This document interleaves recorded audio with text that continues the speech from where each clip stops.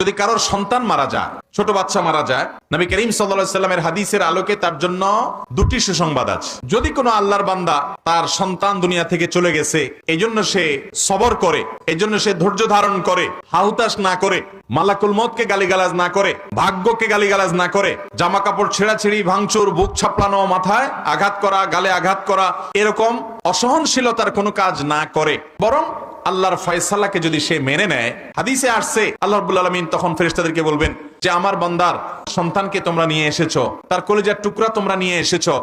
সন্তান হারানোর পর আমার বান্দার অবস্থান কি? কোন কোন নেককার বান্দা যারা সবর করতে পারেন, যারা আল্লাহর ফয়সালা রাজি থাকেন, তাদের ব্যাপারে ফেরেশতারা বলবে আল্লাহ আপনার বান্দা আপনার ফয়সালায় সন্তুষ্ট হয়ে বলেছে, আল্লাহ দিয়েছেন, তিনি আবার নিয়েছেন, অতএব আমি আল্লাহর এই সিদ্ধান্তকে স্বাগতম জানাই। নবী সাল্লাল্লাহু আলাইহি ওয়াসাল্লামের হাদিসে বলছে আল্লাহ তাআলা তখন ফেরেশতাদেরকে বলবেন আমারে বান্দা যেহেতু সবর করেছে, তোমরা সাক্ষী থাকো, আমি তাকে জান্নাতে একটা